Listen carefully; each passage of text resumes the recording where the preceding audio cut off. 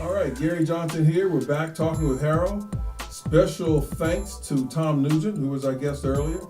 But Harold, I want to transition to the Rumble in the Jungle. Now, that was the first time that I thought Ali would ever lose a fight. Yeah. Was the big George Foreman who was knocking out people like he was washing clothes. That's right, He was man. just knocking them out. And poor Joe Frazier before then, he had Joe jumping up in the air, running away, and just Joe was dead. Man, I'm glad you said that, man. Joe Frazier was one of the nicest people that you ever want to meet. And when I had him on the air at WOOK one morning, man, boy, he laughed about that, man. He made fun of himself, man. That's really when I had a lot of respect for George. I mean, I had respect, for Joe, man. I had respect for him anyway, man, because I had met him several times. He came on the show. But he had us laughing in that studio, man, about that fight with George Foreman, man. But anyway, getting back to the Rumble in the Jungle, I went up to Chicago, me and Rodney Brown, to meet with Muhammad Ali, because I told Muhammad Ali at one of the visits up to Deer Lake, he asked me what did I want to do. I said, man, I want to do my own television show. So he invited me and Rodney up to Chicago just before Zaire. So we went up there, and Pat Patterson picked us up at the airport and took us directly to the gym. And we got there, Muhammad Ali was working out, had all his crowd, doing his thing, man. And it was really a fantastic experience, too. But right after he got through working out, he did something, man, that really blew me away again. He said, send Rockman to get me to bring me back to the dressing room where he was getting a massage. Just the three of us, the guy that was massaging him. So he said, man, what you want to do? What we going to do? I said, man, I want to do an interview. He said, well, you going to Zaire with me? I said, man, I ain't going to fly across all that water, man. So he said, buck, buck, buck, buck, buck, buck. I chicken though. I said, man, I'm scared. I'm scared. So anyway, we talked, and he fell off to sleep, and I fell off to sleep. And the guy who was massaging him left us in there by ourselves. And the next thing I know, Howard Bingham, his photographer, is in there waking me up. Come on, the champ got to get some rest. What the hell do you think I'm doing? Like I'm keeping him up, But Howard was that kind of jealous individual. And Muhammad Ali, that later that evening, he said, at dinner, he said, how did everything go, man? I said, everything went fine. He said, well, since you're not going, we'll do something. I told him that Howard had come in and woke me up, and what Howard said. He said, sometimes Howard can be just like a bitch. That's what he told, But anyway, we made arrangements, man, in Chicago. If I wasn't going to the fight, that I would have the first interview with him when he got back to the States. I didn't pay him any attention because he always saying things off the top of his head, So anyway, the Rumble in the Jungle. I remember where I went to see it. I went to see it at Constitution Hall with Roy Jefferson and his wife Candy. I took Hattie. The closed circuit days, right? Yeah, the closed circuit days. And man, I was scared, But man, when he took him out, I almost fell over the balcony, man. Roy caught me, man. I was so excited, man, So anyway, it was, big fight. Hey, man, my man won. They both got $5 million apiece. Yeah, which was a record back then. In fact, and the thing about that, too, is that you happened to see, you had a chance to look at When We Were Kings. It was, once again, it was Lloyd Price and Don King, and you saw in When We Were Kings, Lloyd Price standing up saying, "This is a Don King production. This is," and Lloyd was definitely in his corner. Now, the fight is over. It must be 3 or 4 days later. I'm home over in Greenway, Southeast, in my apartment, and it must be about 10 o'clock at night, and the phone rings. I pick up the phone. I'm sleepy, I'm tired. I think I was playing with the Virginia Sailors at the time. I got home late for practice, and after practice, I'm tired, man. So I pick up the phone and say, "Let me speak to Harold Bell." I said, "Man, who?" I said, "Who is this?" "Let me speak to Harold Bell." I said, well, this is Harold Bell. Well, this is the heavyweight champion of the world, Muhammad Ali. I sat straight up in the bed, man. I said, come on, champ, what's happening, man? Congratulations. He said, man, you still want that interview? I said, yeah, I want that interview. He said, well, get your camera crew, meet me up here in the morning. Try to be up here before 8 o'clock. I ain't have no car. I ain't have no money. I ain't have nothing. So I said, man, I got to call Rodney and Will. They were doing a special for PBS at the time. And when I called them, they were in the studio. And I said, man, Muhammad Ali just called me. They said, what? He said, yeah, he wants us to come up to do the interview. He said, man, let's go. He said, I got the car, Will got the credit card. So they came and picked me up, man. I think we must have left out, man, somewhere after midnight. But we were up there at 6 o'clock in the morning. And we set out, because the hotel was right off Central Park. So we went in and we sat in the lobby for about an hour trying to give him a chance to get up. And finally I called up there about 7:15 and he answered the phone. I said, champ, we downstairs. He said, come on up. And we went upstairs, man. He opened the door. He was combing his hair. He said, what'd I tell you, boy? Did I tell you I'm pretty and I'm great? And we went in, man, and it was a one-of-a-kind interview, man. You've seen it, and, man, we talked very little about boxing. We spent about 2 or 3 minutes on boxing. We talked about the game called life, man. Can people see that exclusive interview? Not till I get paid for it. I was going to say, are you going to find a way to make that available? Because nobody has that interview. No, nobody has that interview. It's a great one-on-one interview. There's some pieces of it around because my man Rodney Brown put it up on YouTube. So there's some pieces of it, but nobody can. I got the copyrights to it. That's one thing I did do right. I didn't do what I was supposed to do with Inside Sports when my lawyer told me to trademark the name. It was going to be hot, but I was ego tripping. But something said, Harold, you better copyright this Muhammad Ali interview. And the thing about that too, man, after we did the interview, Muhammad Ali came to D.C. with Veronica. And the D.C. Chamber of Commerce had named him the athlete of the century. There was a guy by the name of James Denson, Jimmy Denson, who we were good friends, and he said, Harold, I need you to go to the airport to pick up Muhammad Ali. I said, okay.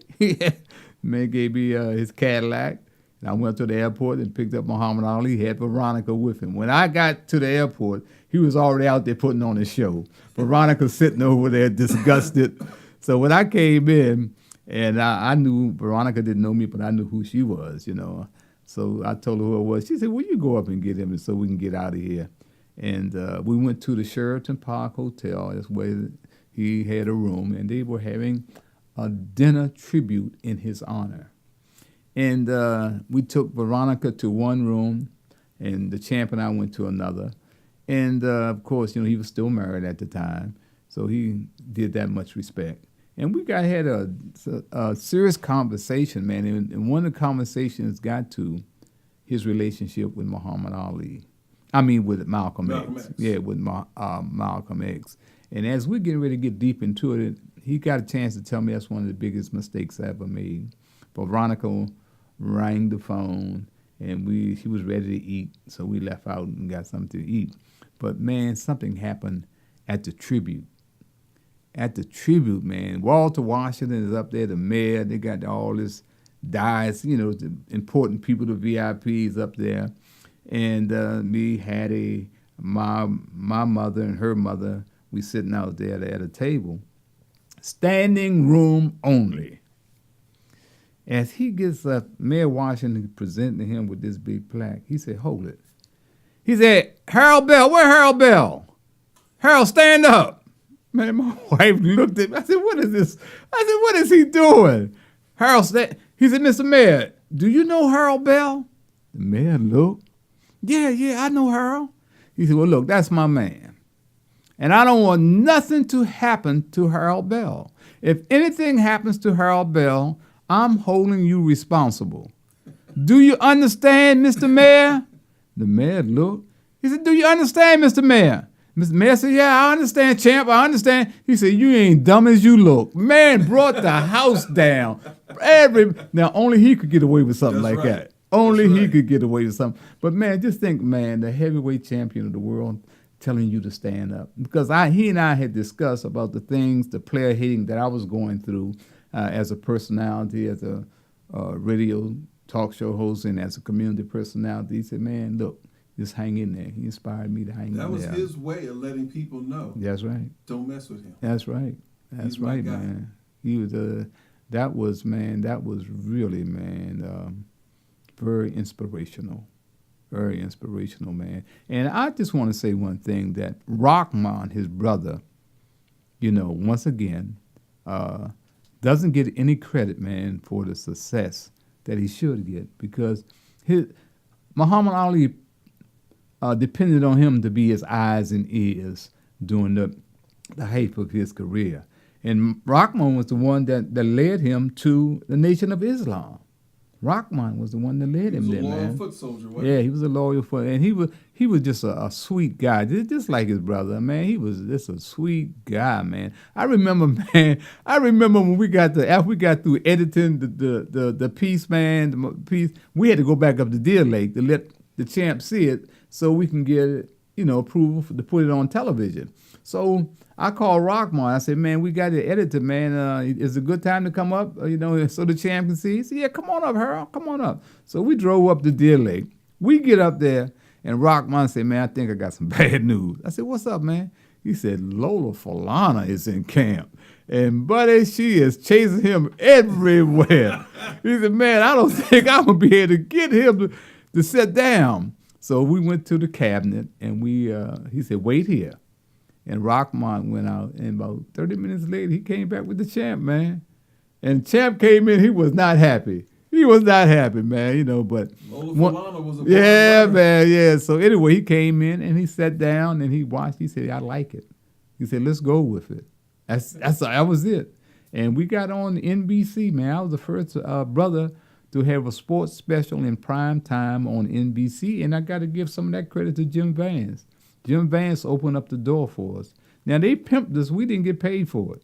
You understand? They pimped us, It was on a half hour before the Redskins played the Oakland Raiders. That was prime time. So you got on Sunday. exposure, but no money. I got exposure, no money. And that's when, I decided, man, I better get this copyright. That's the only place it's ever been shown on the television. NBC4. Yeah. Wow. Isn't that something, man? So, hey, man, it's been a great ride, man. Regardless, I've been listening to all these sports personalities, man. Some of these guys, man, they're off the chain, man. They don't have a clue about this man and how he really worked. That's because there haven't been too many Harold Bells around to verify. Yeah. Nobody yeah. really knows who's a hater. Yeah. And who's not really paid their dues. Yeah. So yeah. they can really say. Well, what they want. that's the control of the media, man. That's why they keep a Harold Bell out of sight, because they don't want the truth. That's why they sent a Bruce Johnson to Louisville, because he grew up in Louisville, don't know nothing about Muhammad Ali. You understand? Bruce Johnson ain't got a clue, but Bruce Johnson is not alone. Right. I mean, these guys are nothing but tokens, but spooks that sit behind the door. That's the kind of media that we got blacks in, that are in out front today, man. We don't know who we can trust, Gary. I want to play in the time we got left, about a minute. I want to do a one-word association. Mm-hmm. I'm gonna call out a word. You just call out the first thing that comes to your mind. Mm-hmm. Angelo Dundee. Man, class act, man, was accessible to everybody. It didn't make no difference. You were NBC, ABC, CBS, or from the Afro-American. He gave you the time, man. Class act, man. Jim Brown. One of the greatest athletes of all time, man. Red Auerbach say probably one of the greatest all-around athletes that this country has ever seen. But Jim Brown is about Jim Brown. There's two sides or two faces of Jim Brown. And he's done a lot of good things, but he's about Jim Brown, man. Layla Ali. Oh, man, she's like her daddy. She's like her daddy, man. There are more blockers around her The daddy didn't stand for that, but she's a sweet lady. My had a chance to talk to her and get her to see the picture that I had of her daddy and Veronica. Man, she blew her mind, you know. So hey, it's an apple doesn't fall too far from the tree. Okay. All right, Harold. Well, we're going to take a final time out. Mhm. And I appreciate all the comments. And if there's any final wrap up, we'll get that done. But let's take a break right here.